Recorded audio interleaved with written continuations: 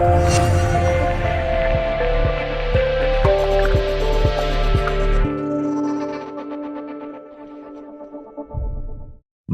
Ucik, welcome to Being. Thank you so much for being here. Thanks for having me. Great to be here. This is very exciting. So I came across your work only recently online, and I reached out to you on Instagram, I believe it was, and we started a short conversation, and very quickly we arrived on this podcast. So to be quite honest and transparent, I haven't read your two books, but I have reviewed your work and found it very fascinating and very interesting. So I'm really excited to dive in with it about it today with you. So your new book is Sex, Purpose, and Love, Couples in Integral Relationships Creating a Better World. Just the title alone is just fantastic and just speaks to me so deeply. But as I understand it, it applies Ken Wilber's integral theory of human growth and potentials to the areas of sex, purpose, and love, which is fascinating. And in full transparency, again, I'm familiar with Ken's work, but haven't done a real deep dive into integral theory. And I actually ordered my first Ken Wilber book the other day. Yeah. But again, I am familiar with his work just through other people's work. But that might be a good place to start. If some of my audience are not as familiar with Ken's work as well, would you be willing to give us sort of like a brief overview, if possible, of what Ken Wilber's integral theory is? Yeah, that he put in 22 books over 40 years. Wow, what a prolific... Yeah. How many hours do we have, right? Right. It's tough to squeeze in. But if you had to condense it down into one summary. I mean, Ken was once asked, what is the integral model good for? And he said it's for alleviating human suffering by understanding all the facets of what it means to be human. And there are basically five big facets that he identified by just looking at the perennial wisdoms from the East. So he looked at what has endured for thousands of years, right? More from a spiritual, mystical perspective. And what would the most qualified scientists in the West agree on as, relative scientific truths? And he integrated all of that into his model. So it's really this East meets West, spirituality meets psychology, meets science, meets aesthetics, meets art, and all of that into a model. And the four elements that are also relevant for relationships are what they now also call the four dimensions of our being, that we have an interior self, a consciousness, and we have an exterior body. And that body lives in a physical material environment, like your surfboard behind you and your microphone and but also nature, right? And we can also include nature. And it also lives in a cultural context. And Habermas, which inspired Wilber a lot, and me too, he says, well, ask yourself, do you think the world is living more in you, or are you living in the world, right? I mean, language and our beliefs and pretty much everything we know, we basically just learn from others, and we just take it for granted. And when we get into a love relationship, and only in a love relationship do these four dimensions get in intimate contact with each other, right? Through our sexuality and who takes out the trash and how do you spend your money and what values you have to share. There's, even if you're in a group setting, you usually never have this intimate contact of these four dimensions. That's the foundation of Wilber's model and the integral relationship model. The second element is that we develop, so it's kind of like a hierarchical model of natural hierarchies. And in the core part is a consciousness development. And, some people are familiar with that. There's often in what we call the green meme, they don't like hierarchies at all, so they don't even like natural hierarchies, like letters form words and words form sentences, and they would just like to get away with all kind of hierarchies. And this and Wilber usually uses an 8-step hierarchy. You can look at it from human evolution, from the earliest human being the archaic stage, and then get in a tribal magical stage. Then so like in a heroic egocentric stage, then in a religious agriculture, patriarchy, mythic stage, then in a modern stage, modern science, everything where we would be modern in front of it, and then a postmodern, pluralistic, sensitive self, earth-oriented, humanistic. I mean, humanistic is also the scientific, but, human animal rights, feminism, elevating the feminine. These are the first 6 stages that are fairly common in most societies, not in all societies. I'm in Turkey right now, so the green stage is just slowly emerging here. While in Northern California, where I lived for 20 years, the green stage is in full bloom. There may be 20-30% of the population. And then the integral stage is the next one that, simply put, integrates all the healthy aspects of the 6 previous stages while transcending, going beyond their limited views and perspectives.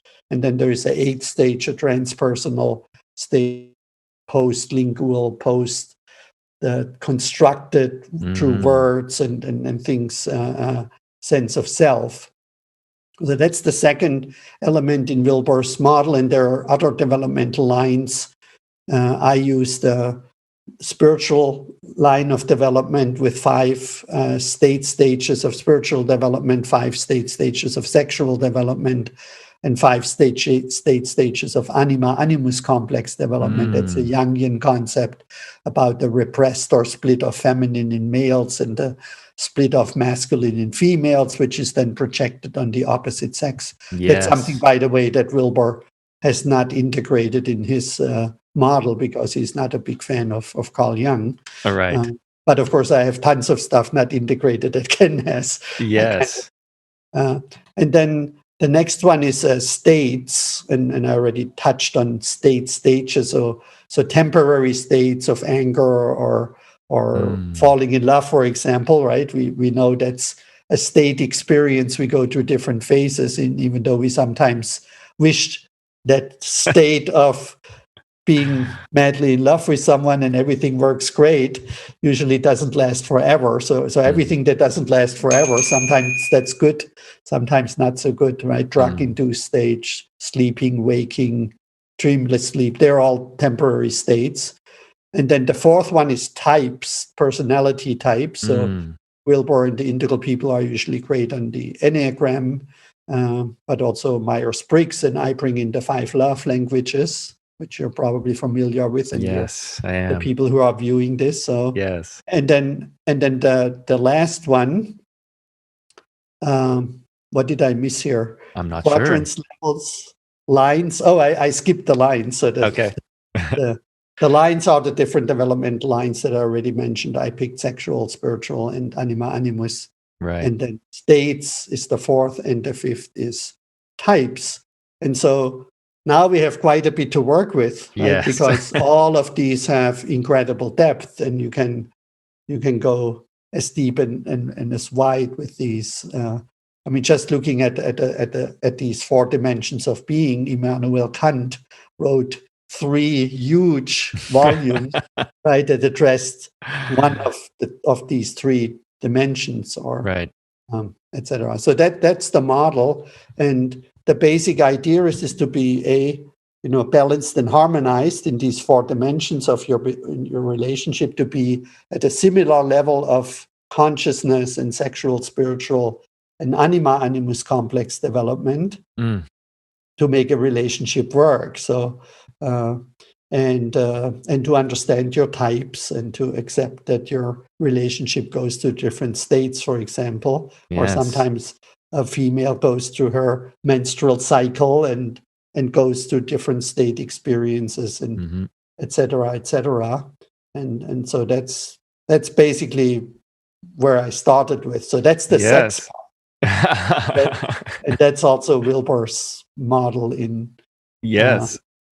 10 minutes, 10 minutes or less. I will applaud you for that summary, because that was not an easy ask, and it's quite a robust model and comprehensive. And I'm so impressed that you've been able to take that model and advance it even further using your own modalities, specifically around relationships, which I'd love to get into in one sec. But there is one thing that you mentioned early on in that description about the nature of consciousness and how much we're influenced by our environment, how much we're conditioned by our environment, and how much that creates the amount of the world living within us, right?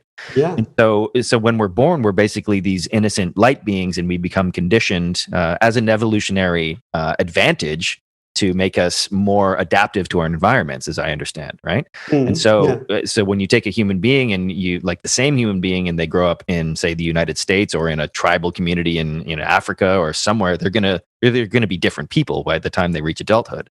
And so my question is, what is the fundamental nature of consciousness? If you subtract all of these influences, all this conditioning, what's left? What do we begin with? Where does the initial consciousness develop from?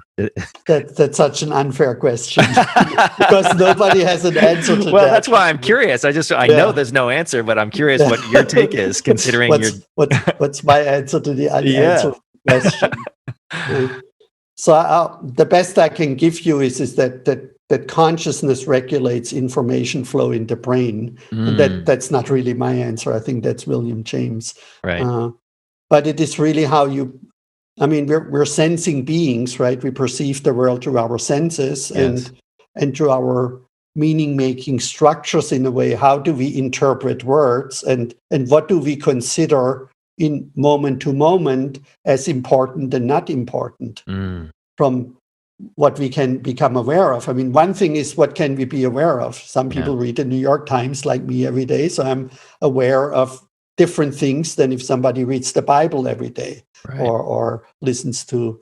I mean, we now know we all live in our information bubbles and things like that. Yes, we do. But my level of consciousness basically determines which articles do I read, what am I interested in, what do I think is important, what do I pay attention to, and what do I do with this information? And that would be my definition of what consciousness does. It basically determines what do you hear, what do you see, right? What do you feel, what do you think,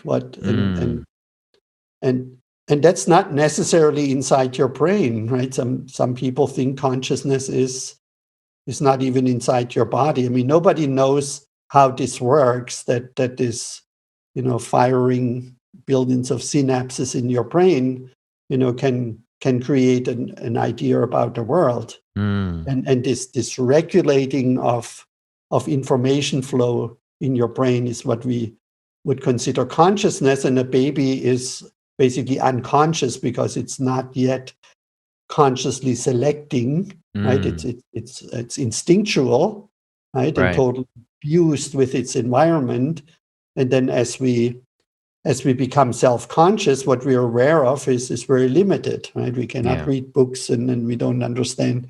And then there is an increase in complexity. You could say an increase in consciousness means an increase in complexity and freedom and choice of, if you want, controlling. That's maybe not the right word, but to have more freedom around choosing which information you allow to enter your awareness and what you do with it. Yes. And sometimes I compare it a little bit like with ice cream, right? If you only have the choice between vanilla and chocolate, right? That's your level of choice, then, or your consciousness, then you choose between the two.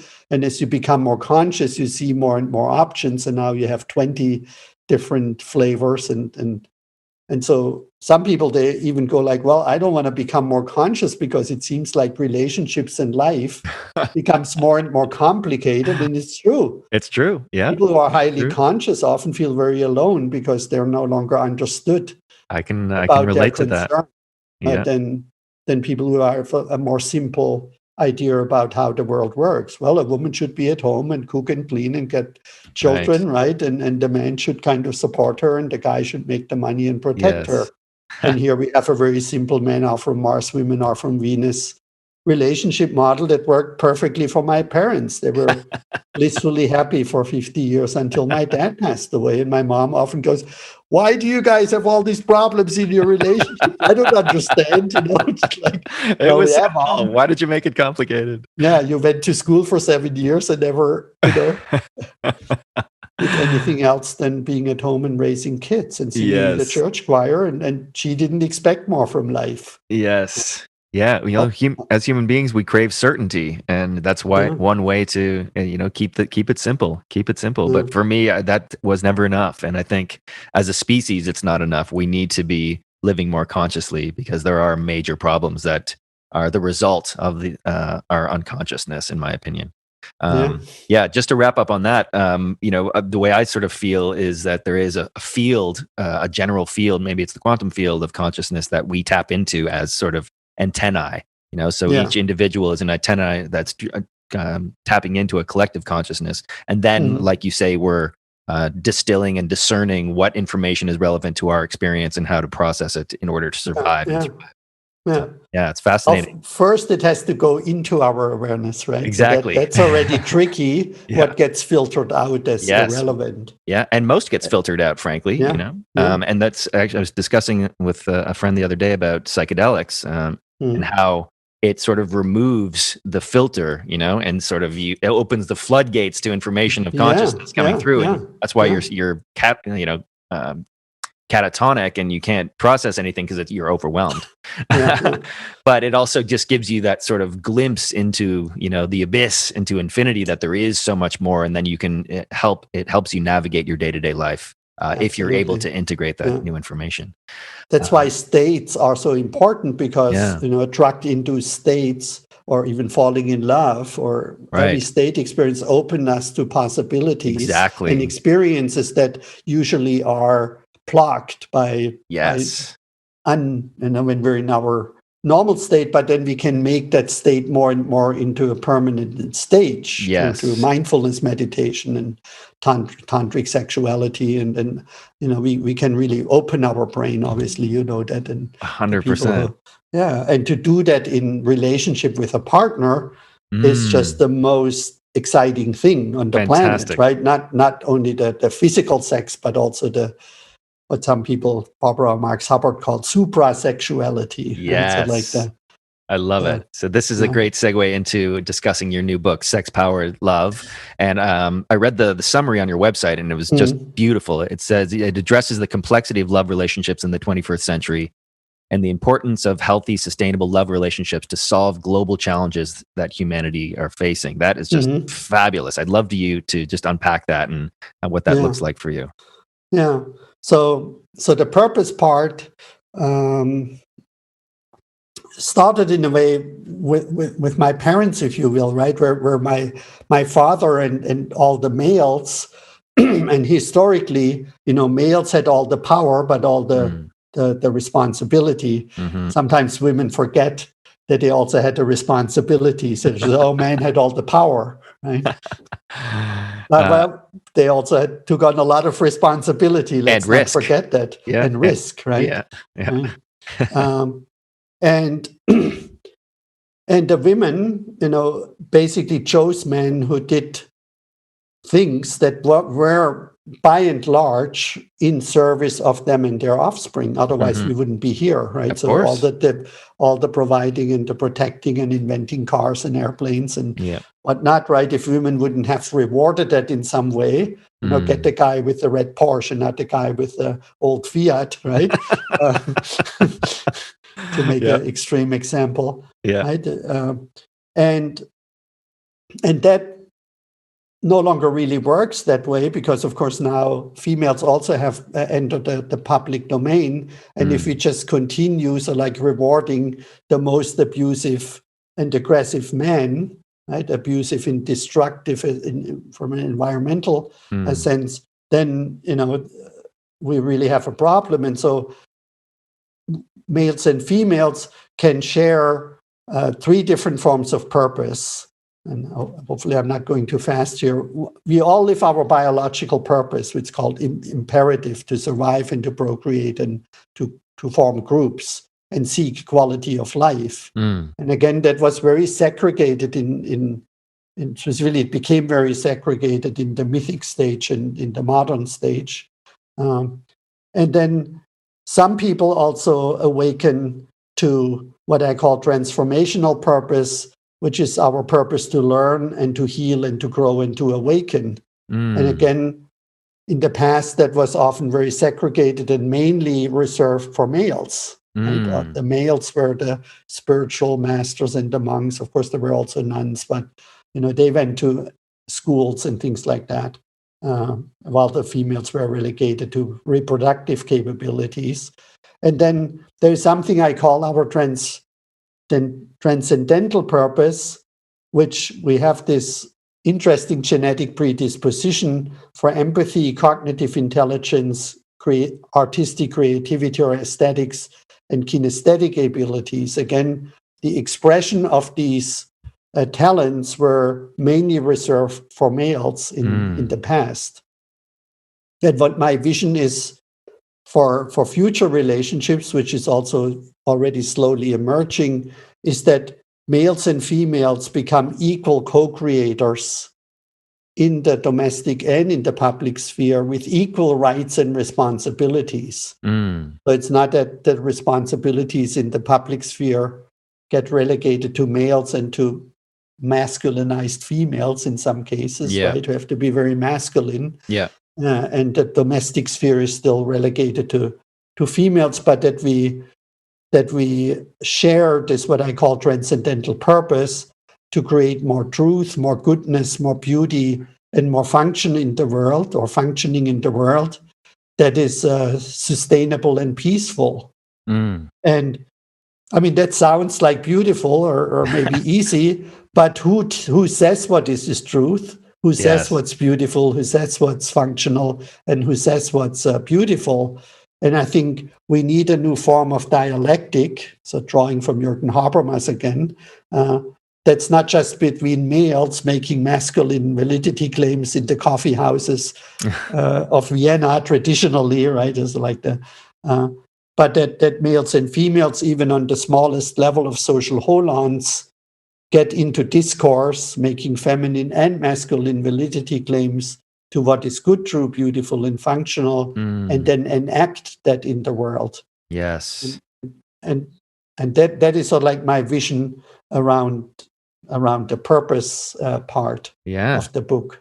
I just want to, what you mentioned there about biological versus transcendental purpose, I think is fascinating and so true when I read that. The biological being more survival and instinctual purpose, transcendental, procreating. And also quality of life seeking. So wanting the big mansion and the boat and the luxury of flying around the world, that's all still part of the biological purpose, just to clarify that. Right. And then the transcendental purpose, how would you define that? Well, in the middle part is what I call the transformational purpose, which about 20% of the population, at least in Western, probably around the world, also have a desire to improve themselves in simply put, right, to heal and to learn and to grow and to awaken. Interestingly enough, 80% of the population roughly have no interest in that. Quite the contrary. They often say, oh, I don't want to have a guy who has any baggage, or I don't want a woman who's moody and bitchy or something like that, right? We imagine this kind of easygoing person, a partner, while the reality is we're all human becomings, right? We're not human beings, we're human becomings. And we all have our shit and relationships are the best place to deal with that, but most people want to avoid any kind of like challenges in relationships. So in that stage, John Welwood called it, we feel attracted to worthy opponents, so people who call us on our shit and who challenge us to realize our fullest human potential, not only in a materialistic survival quality of life-seeking way, but in a personal development way. And out of that emerges the transcendental purpose. And I know these words are somewhat abstract, but transcendental means it goes beyond the biological and transformational purpose. And it transcends also the ego as a separate sense of self, because the transcendental purpose is innate in our soul, in our genetic makeup. I write a lot about how this latest research on genes informing our talents and how skill development allows us to express these talents. And then, but that's not enough. From there, we need to awaken or go beyond the ego to put our talents into service of the well-being of others and the biological purpose. 100%. So that's and this decision, right? That's the tricky part in philosophy. To say it again, to decide what is good, true, beautiful, and functional is done in the context, in dialogue, right? In exchange between, at the smallest level, between two people who then maybe have an agreement what this is and then share it with other couples or with other people. And then out of that, is a more sustainable and peaceful world, at least in theory. Yes. Emerging. Yeah, this is do not relegate like the dirty stuff to the males, right? You go out there and do the dirty work, and I'm the peaceful female, but that's co-created in the relationship. Mm-hmm. So for me, what I'm hearing is, and you can let me know if this is an accurate map, but the biological sort of purpose is more sort of that unconscious evolutionary algorithm, and that moving more into consciousness goes through the transformation into full enlightenment, if I could air quote that, into the transcendental purpose. Does that higher map stages of consciousness? Stages of consciousness with the development of purpose. Yeah, I think that's beautiful. Absolutely. One of the ways I define, because I work with clients a lot on finding their purpose and expressing their creativity. One of the ways I define life purpose is that creative expression of your truest, deepest essence.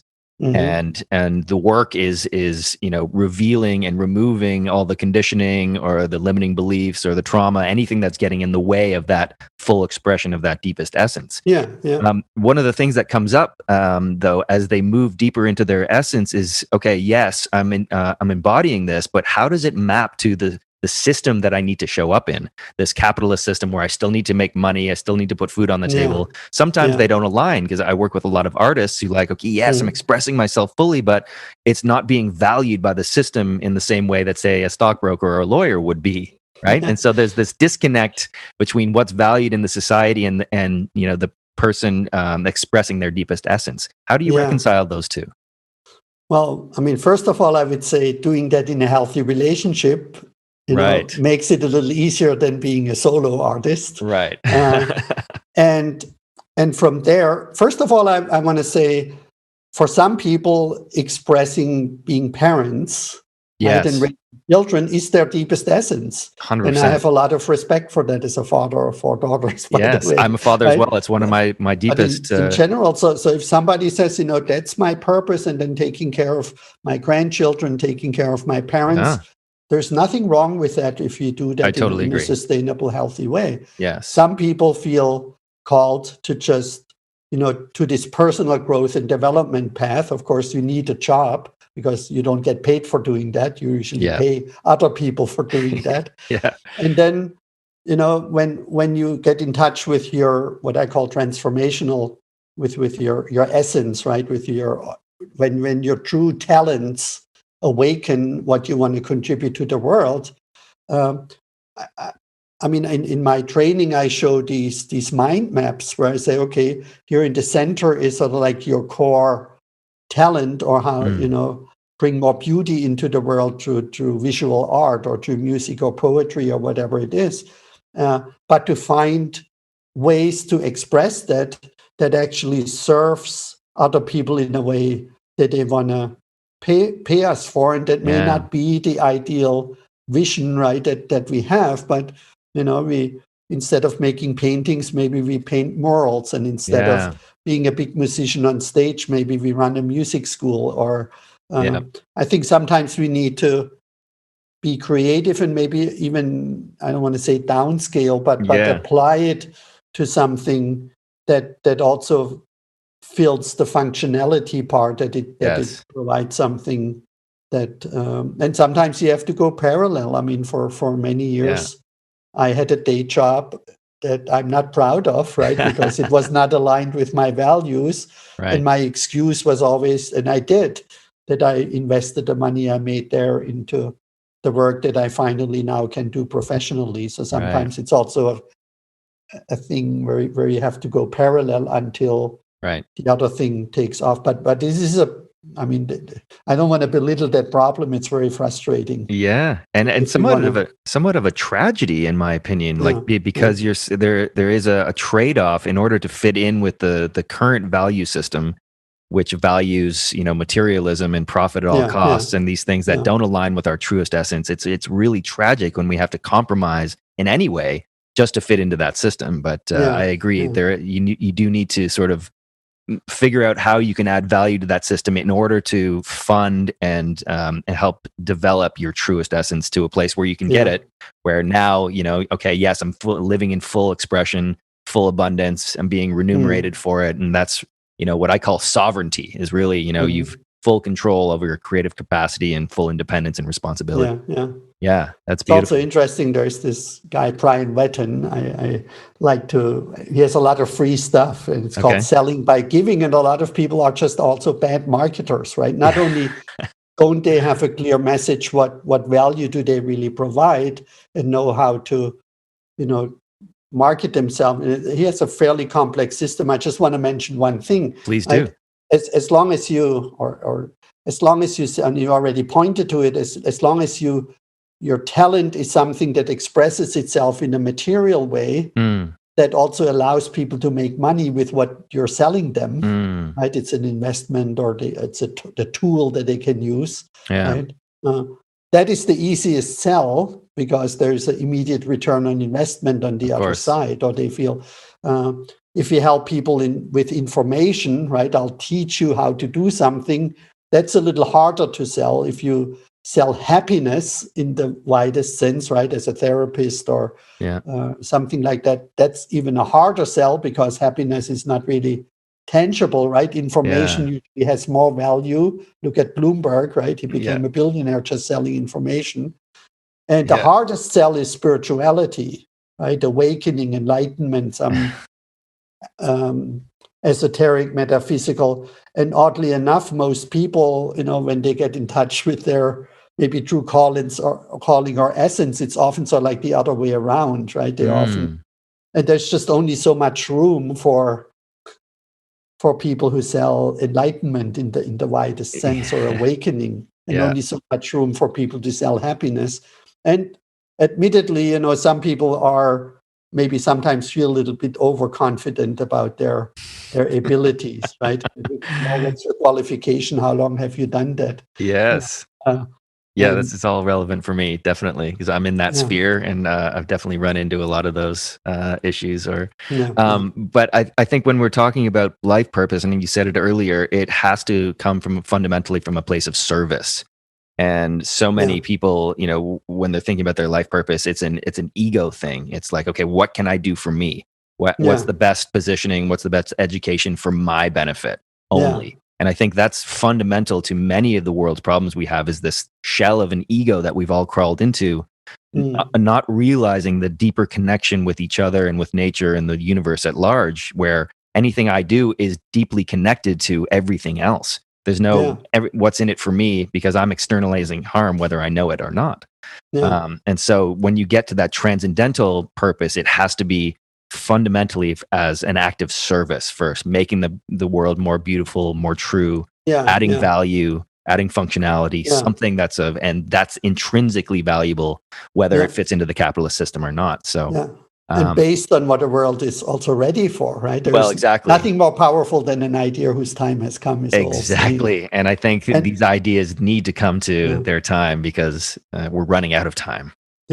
And again, if you're in a partnership, right, there's also this, you probably feel that too. You feel, or, some people really feel drawn to delivering their essence, right? Or delivering what they feel passionate about. And they also need to market themselves. And often we get stuck between. And so if you have a partner, and two minds come together behind a shared vision and mission and purpose, it just becomes so much more powerful. For sure. And I'm good friends with Alex and Alison Gray, the painters. I don't know if you know them or know of them.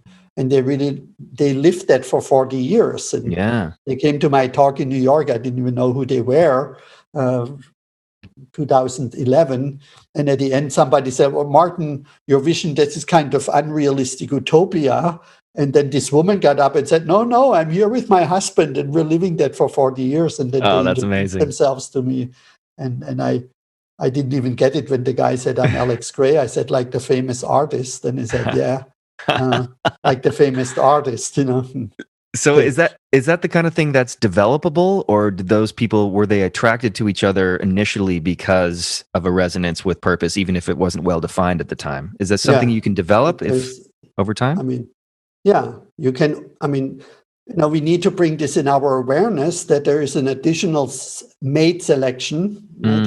In addition to the biological sexual selection process, that we also select our mate for shared transcendental purpose once we know what our transcendental purpose is. Right. And when they met, they were already artists, and they felt this strong pull towards each other.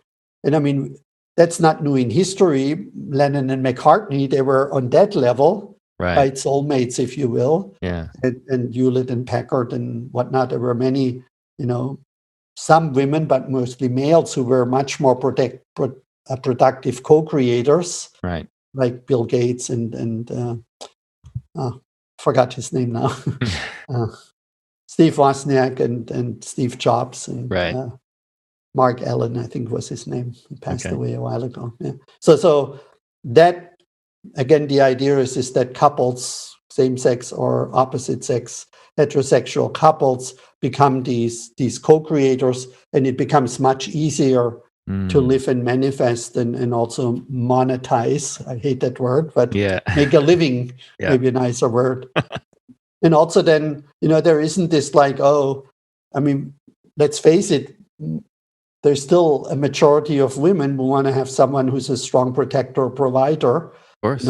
Much better provider than they are. And if they assume equal rights and responsibility also around the providing part, it takes a lot of burden of both sexes, where one is less dependent and the other one is less pressured, and maybe more is less in that case, where both living their purpose can be a smaller house and a smaller car. Everything can be smaller, what is good for the environment too. And in turn, you serve the world instead of taking from the world. So that's my couples in integral relationships co-creating a better world part.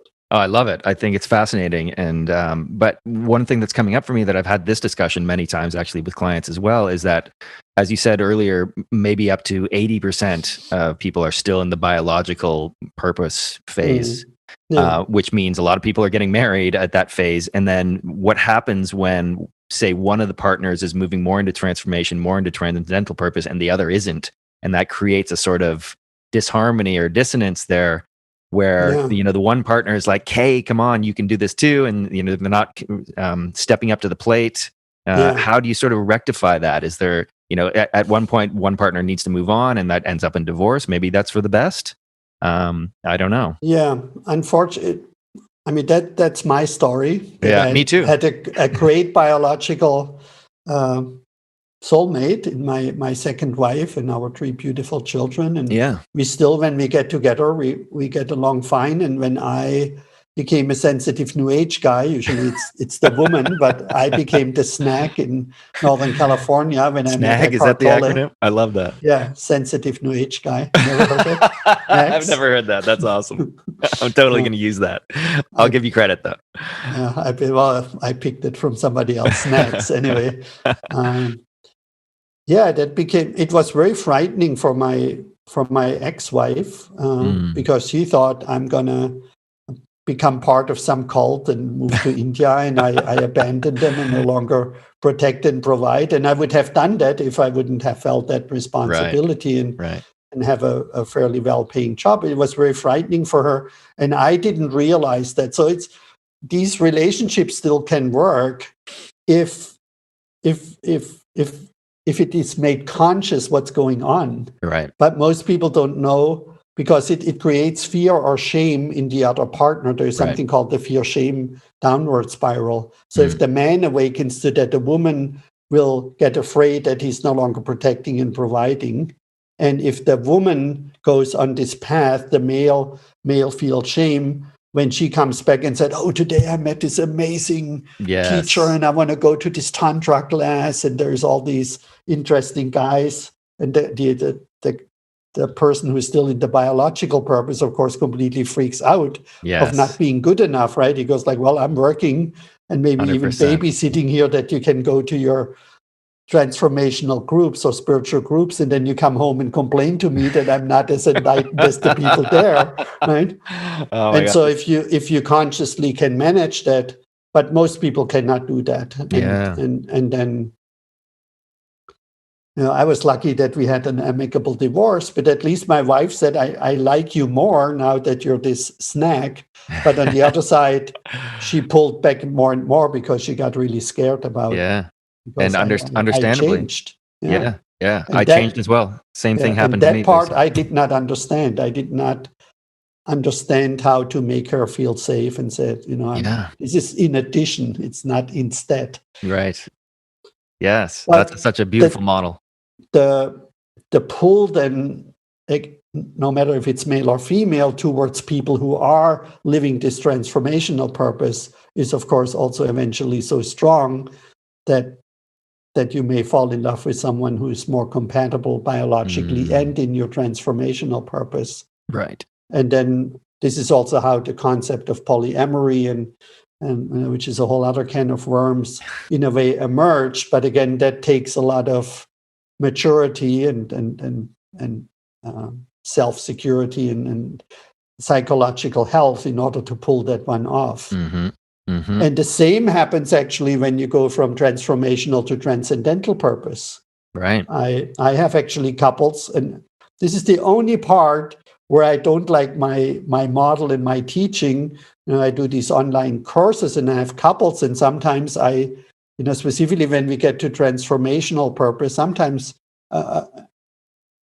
transcendental purpose, sometimes transformational, where they, one partner looks over and it's like, see, that's like, and the other goes like, So like, where I feel I bring up the incompatibility more than to help them to grow together in transcendental purpose, right? Where we create more goodness, truth, beauty, and functioning in service of others. And the world is so unique that it's often very unlikely that a couple who met at a biological purpose also shares the transcendental purpose.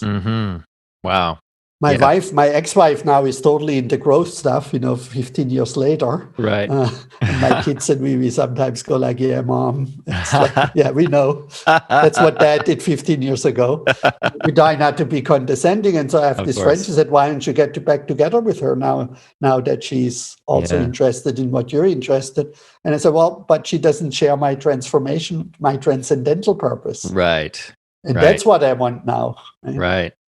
So that's the number one, what I look for in a partner is someone who shares my transcendental purpose and passion in supporting singles and couples in co-creating integral relationships. And then secondary is someone who's at a similar level of development so that she can challenge me in learning, healing, growing, and awakening further, and vice versa. And the third important thing is the biological purpose, because the pull of these other two purposes is so strong potentially that the biological, the looks in my case and things like that, and maybe for her, the looks and the money I have or don't have or whatever is no longer so important. Right. I often teach people that they usually do sexual selection from the biological purpose first and say, okay, that's a match. The sex is great and we're compatible in our expectations. Let's see if we also have the transformational. It's a little off, but we can kind of make that work. And then the transcendental, we have totally different talents and interests. Right? And what I say, turn this around and find a partner who shares your transcendental purpose first, what you're really passionate about, and then see if you're at a similar level of transformation, of growth in different lines, and then see if the biological also fits. Fascinating. I love that. Turn it on its head. So this brings Yeah. up the question then about, like we said earlier, so many people enter relationships when they're still in the biological mode, which usually means they haven't done a lot of the healing work to clear out trauma and, conditioning. And so that's another reason why, relationships break down is those come into conflict, and there's shadow at work, and there's too much resentment and anger that it just explodes. So how much would you recommend, individual singles doing the individual work of healing to get to a place of transformation first before they try to find their, twin flame or their transcendental purpose partner? Yeah.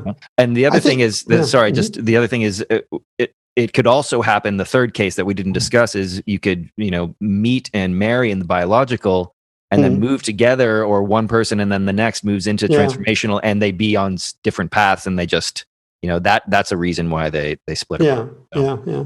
That's also. So first of all, just looking at my daughters, and I don't want to pat myself too much on my ex specifically, but I mean, my ex and I, we both could not live out our talents. We were not supported as children to develop our talents. We had to fit into the mold of what our parents wanted us to be. Very common. And so I think modern parents, and I mean modern parents in the sense of being at a modern stage of development, and postmodern parents, and the whole school system is now much more geared towards really supporting children and young people in developing their natural talents, much more than it was the case 20, 30 years ago. So my kids in their mid-20s, early mid-20s, they already knew what their purpose is. And so I think it's much more likely for younger generations to know what their transcendental purpose is, and to do the sexual selection that way. Right. But I'm 63 now, going on 64, right? So I'm a totally different generation, where your natural talents, people were just like, unless you were super talented like a Mozart or something like that, and had a father who supported that, that wasn't so important. So yes, for people who do not know what their transcendental purpose is, they need people like you who support them in identifying that. And if they're single, I would say, if that resonates with you, if you're not so interested just in biological and transformational purpose, identify what you're really passionate and concerned about is, and where your deepest pain about the world meets your greatest gift, right? And where this intersection is, and what you want to contribute, and then live that purpose, right? Sometimes people say, well, Martin, you're not really, what is the word? There's no integrity there because you're teaching that stuff and you're single. I said, well, that's not the point. The point is that I feel I live my transcendental purpose, and I'm totally open to be in a relationship. And I probably could be in a relationship relatively quickly. Right. While it would take me a few days. But this is not at this level, not about being in a relationship. Yes. It's about being in the relationship, because I'm no longer interested in serial dating or in dating people who are not, or dating women who are not my equals and don't share my transcendental purpose. That brings me to the question. If you only want to live your biological purpose, of course, you have a huge pool to fish in. Of course. If you also want to share your transformational purpose, the pool gets smaller, but it also gets, there's fewer fish in the pool, but it also gets much bigger because you're at a higher level and you're more international. And if you're at a transcendental purpose, we're international here. I have students from over 30 countries, and they're also connecting with each other. So that's the advantage of the high mobility we have now in the internet, that we can easily meet people from all over the world. Yes.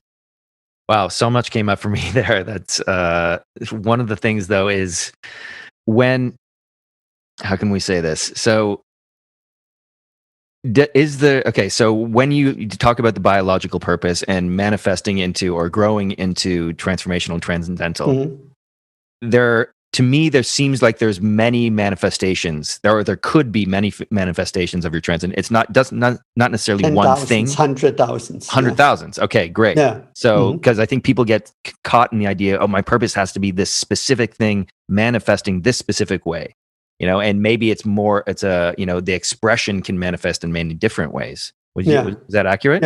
Yeah.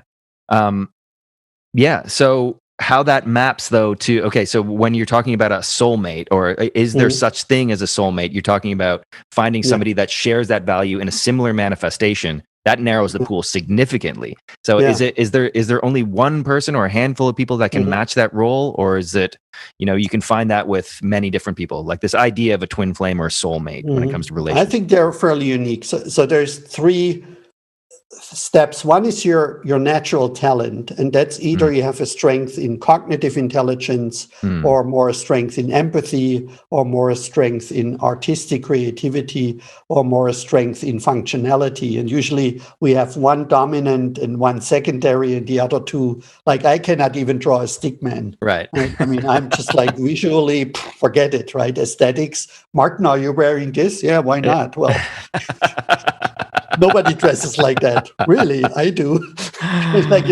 Yeah.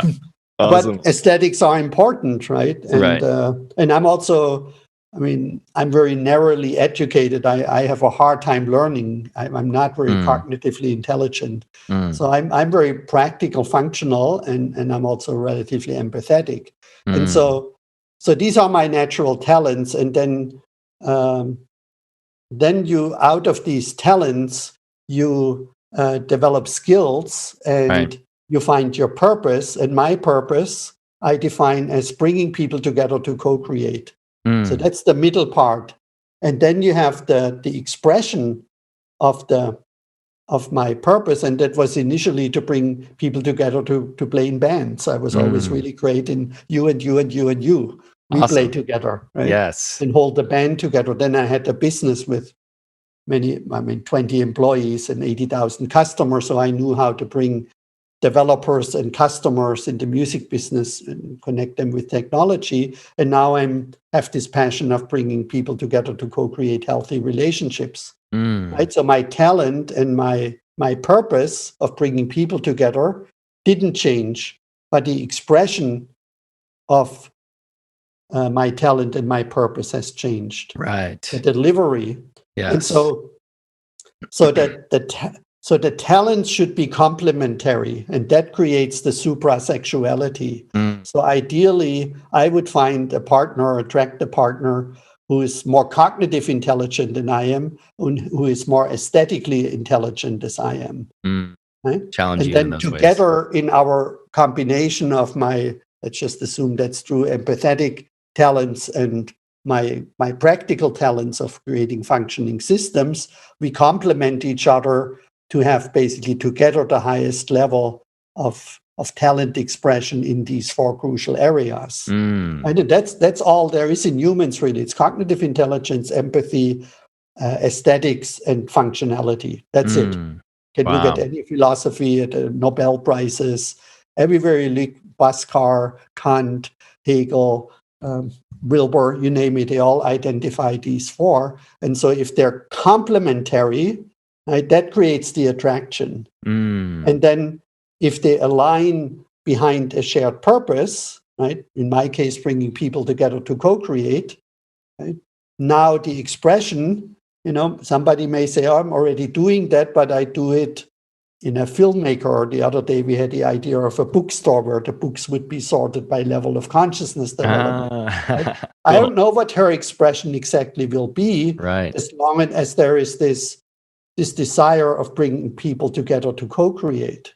And somebody else may have a passion with plants, doing something with gardening or plants, and other people with surfing, and other people with music, and other people with whatever it is. And so it's this. That's why this book got so thick. The Sex, Purpose, Love book is like 800 pages. Oh, wow. And the purpose part is whatever 400 pages of that. Amazing. That we figure out what is complementary and creates attraction and synergy, right? Coming back to making money, right? Because now you combine the talents that you don't have in expressing your purpose. You combine that with someone where you lack the talent, they have the talents, and that makes you so much more powerful and effective as a couple. But then the delivery has to be aligned, right? So you need to find then a combination where you can really synergize and not distract each other from living each other's purpose. Wow. This is amazing. Thank you so much for sharing your wisdom, Martin. This has been fantastic. I feel like we could go on forever, but it has been an hour already. So I'll be cognizant of your time and let you go. I do have one more question for you, though, and this is one I like to ask all my audience. It's a tricky one, or my guests. If you were to take all of your experiences, all of the knowledge and wisdom that you've gained, and distill them down into one message or one sentence, what would it be? Well, become clear about who your soulmate is, so you can express it in one sentence. And once you attract him or her, be grateful to Spirit or God or whatever that brought you together, and make the world a better place. That's it. Beautiful. I love it. Thank you so much, Martin. And I also shout this out to all single people, right? In my soulmate module training, find the 3 most important things that you want to share with a partner, and don't be shy to broadcast that into the world. Right? Just as I said, what I'm envisioning in a partner, because that's how now we attract people. But you need to be very clear about what you're looking for in order to attract it or find it. 100%. And then be joyous and be grateful that you're blessed with that. Oh, brother. Yes, Martin Ucik, thank you so much. Would you like to let people know where they can find you online? Yeah, it's Integral Relationship, without an S at the end, integralrelationship.com. Okay, excellent. That's and your book, Sex, Purpose, Love? Sex, Purpose, Love. That's the second book. Excellent. And that's based on my first book. So that's called Integral Relationship. And initially it was a manual for me, because I had to learn how to date Northern Californian New Age women. And then there were other men interested, and so I made it into a relationship for men. Amazing. I will, of course, put all those links in the show notes. Martin Ucik, thank you so much for your time and sharing your wisdom and magic. Yeah, this has been awesome. Much love to everyone. Yes, I feel like there's so much more to discuss, so I'm sure we'll have you back on someday. Yeah. All right. Thank you so much. Have a great day. You too. Bye-bye.